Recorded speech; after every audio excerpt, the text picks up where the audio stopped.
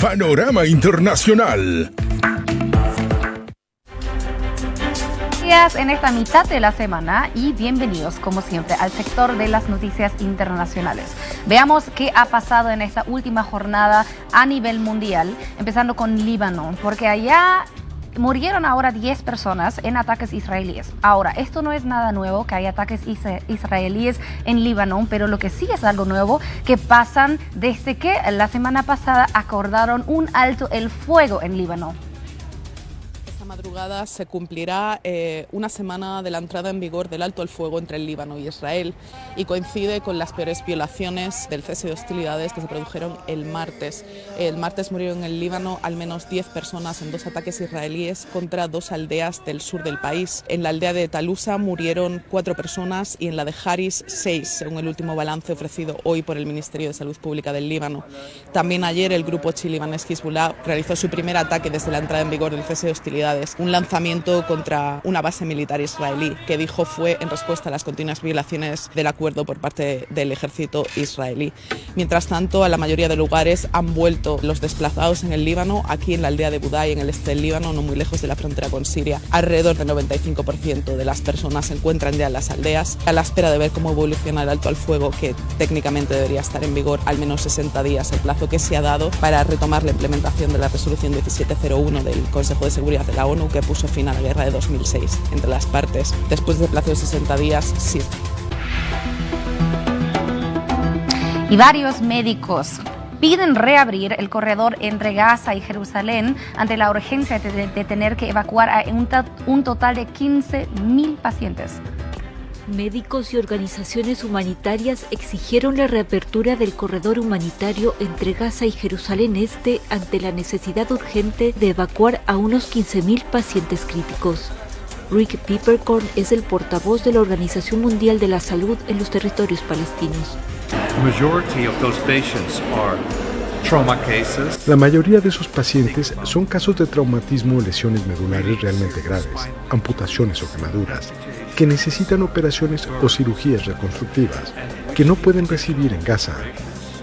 El director de la ONG israelí Médicos por los Derechos Humanos, Guy Shalev, cuenta que de esos 15.000 palestinos, solo 340 fueron autorizados por Israel para evacuar, una cifra que califica de absurda.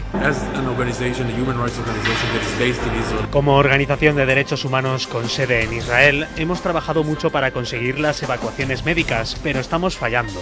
Sentimos que no hay nada más que podamos hacer con el gobierno israelí. Lo que necesitamos es presión internacional.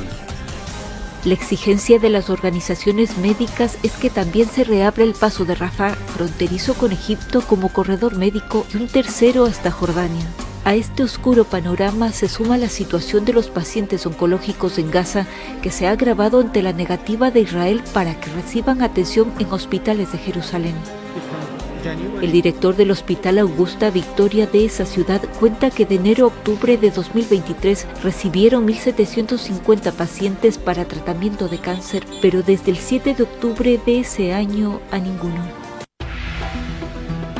Y la nueva caravana de migrantes que salió recién del sur de México en camino a Estados Unidos ya se está enfrentando ahora con el bloqueo por las autoridades.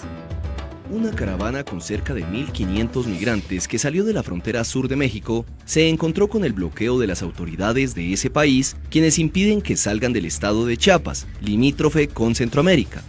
En medio de las presiones del presidente electo de Estados Unidos, Donald Trump, para que México controle el flujo migratorio, el contingente salió del municipio de Huixtla con paso lento y flanqueados por la Guardia Nacional y la Policía Municipal. Los indocumentados, en su mayoría de Venezuela, denunciaron que elementos del Instituto Nacional de Migración desde su llegada a Huixtla han permanecido en sus alrededores y los persiguen por la carretera, donde intentaron detener a una familia, pero los mismos migrantes lo impidieron.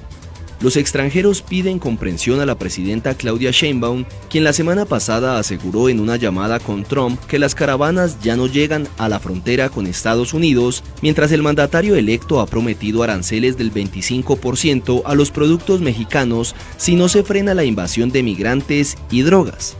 La mandataria prometió una estrategia migratoria humanitaria con un polo industrial en el sur de México, mientras sostiene que los encuentros diarios de migrantes en la frontera de Estados Unidos han caído un 75% desde diciembre de 2023.